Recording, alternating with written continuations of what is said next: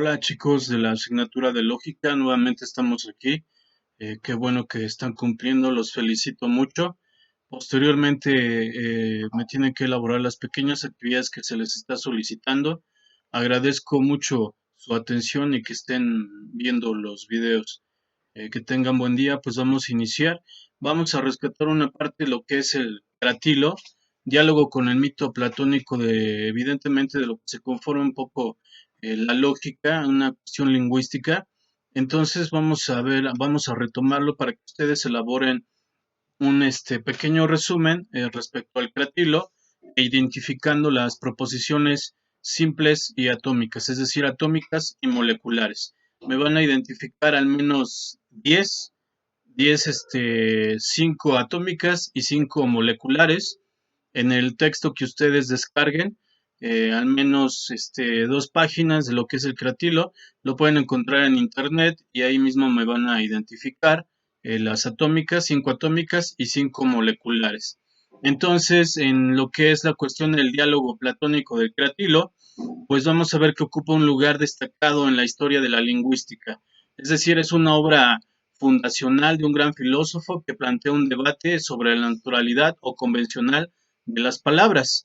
Entonces nos vamos a dar cuenta que realmente el cratilo pues tiene una cuestión lógica también y un debate sobre la naturalidad o convencionalidad de las palabras en el que interviene Sócrates como árbitro de la cuestión. Entonces, la historia de la lingüística ha apreciado en esta obra un antecedente de la teoría del signo, evidentemente lingüístico, pero ha tenido dificultades para interpretarla, porque la intención del diálogo excede el ámbito del lenguaje. El cratilo es un emblema ambivalente de la historia de la lingüística que suscita preguntas no solo sobre su sentido, sino sobre el papel de la historiografía y sus mitos. Entonces, desde esta cuestión de la fundación de la historia de la lingüística como disciplina, el diálogo platónico, es decir, el cratilo, ha recibido la atención de todos los historiadores, es decir, con una seguridad de las obras más analizadas en sus monografías. Entonces, pues una cuestión de historia aquí es muy importante. En lo que respecta a esta cuestión, Sócrates, en un diálogo que menciona en un pasaje que aparece al final del diálogo, se plantea con claridad el asunto de esta cuestión que nos hace entablar una comunicación, una organización entre signos, palabras, emitir sonidos. Uno de esos diálogos es el siguiente, que Sócrates menciona respecto a las preguntas, menciona cuál es para nosotros la función que tienen los hombres y cuál decimos que es su hermoso resultado. Es un párrafo sobre Sócrates muy interesante y pues evidentemente en los diálogos de Platón aparece Cratilo y al responderle Cratilo a Sócrates él menciona que es muy simple, que él conoce los nombres y conoce también las cosas. Entonces nos vamos a dar cuenta que respecto a esa asesión, esa respuesta, nosotros podemos nominar a través del lenguaje. Estas palabras delimitan el último episodio del debate y su razón última pues es la de discernir la capacidad de los nombres para conocer evidentemente la realidad. Este enunciado es diferente del que se plantea al principio del diálogo en los conocidos términos de naturalidad o convencionalidad de los nombres. ¿Qué sucedería si el mundo no tuviera un lenguaje? ¿Cómo nos podríamos comunicar? Las señas y los gestos no son suficientes para poder nominar al mundo, los fenómenos del mundo. Entonces, ¿ustedes cómo creen que sería suficiente podernos comunicar ante el mundo? ¿Cómo?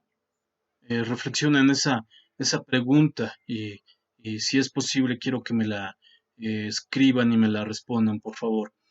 En otro diálogo con Hermógenes, menciona que Cratilo afirma que cada uno de los seres tiene el nombre exacto por naturaleza, no que sea este el nombre que imponen algunos llegando a un acuerdo para nombrar y asignarle una fracción de su propia lengua, sino que todos los hombres, de alguna manera, que mencionaban ahí, griegos como bárbaros, tienen la misma exactitud en sus nombres. Pues bien, Sócrates pese al diálogo a menudo con ese y con muchos otros, no era capaz de alguna manera de tener esa exactitud.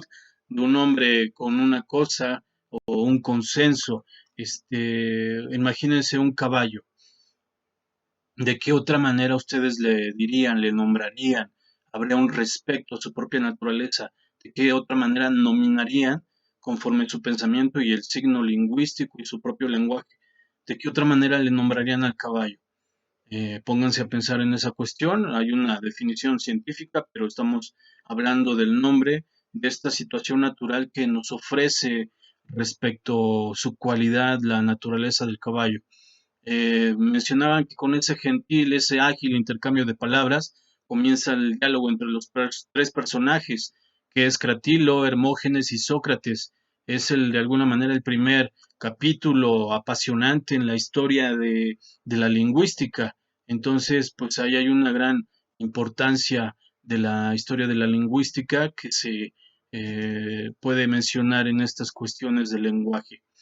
Entonces, aquí también sale a relucir un poco esta cuestión de Heráclito y Demócrito, de los cuales pasaban a ser esos defensores de las palabras, en este caso Fisis, sin que contentemos con más datos sobre el particular. Parece que también tratan de ellas los sofistas, los protágoras, sino el tiempo de estos, pues probablemente se reducía a una discusión a los sofistas, ¿no?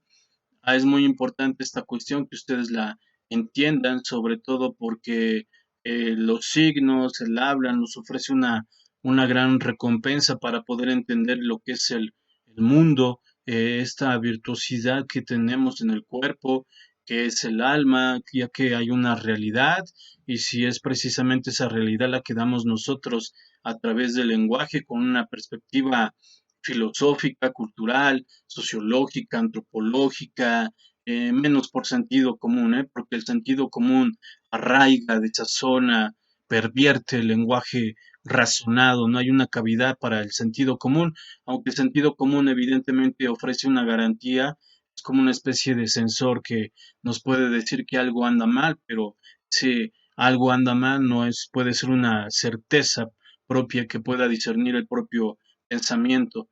Entonces, para poder entender esto del lenguaje, pues es necesario analizar lo que hay detrás de los pensamientos. En la perspectiva filosófica, el diálogo de Cratílogo ya había sido largamente objeto de estudio de la filosofía.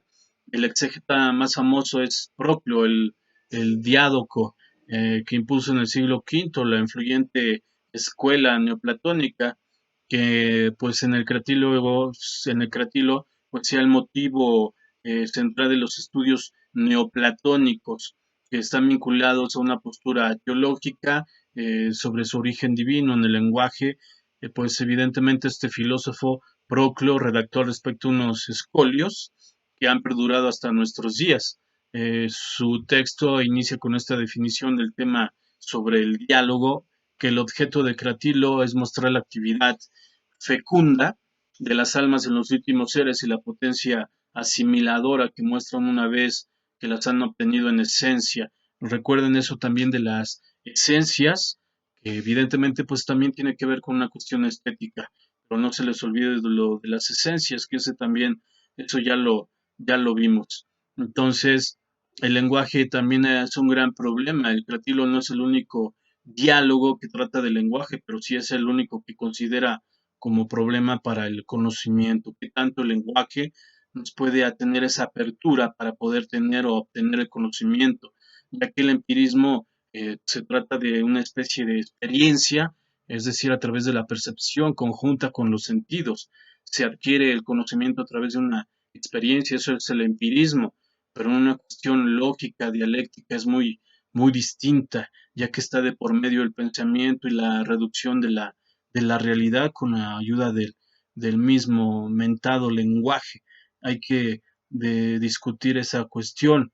Entonces, pues es muy importante que ustedes tengan esta importancia del lenguaje y sobre todo la función del diálogo congruente. Ustedes ya tenían esta cuestión de Sócrates, habían visto lo que era filosofía en la mayéutica, entonces ahí hay una gran fase de argumentos, la inicial es crítica, refutación de las ideas, etcétera. Entonces les voy a encargar que me descarguen al menos 2 páginas sobre el libro de Cratilo, los diálogos de Cratilo, y que me identifiquen 5 enunciados de oraciones atómicas y 5 de moleculares. No es mucho. Les agradezco mucho su atención. Gracias.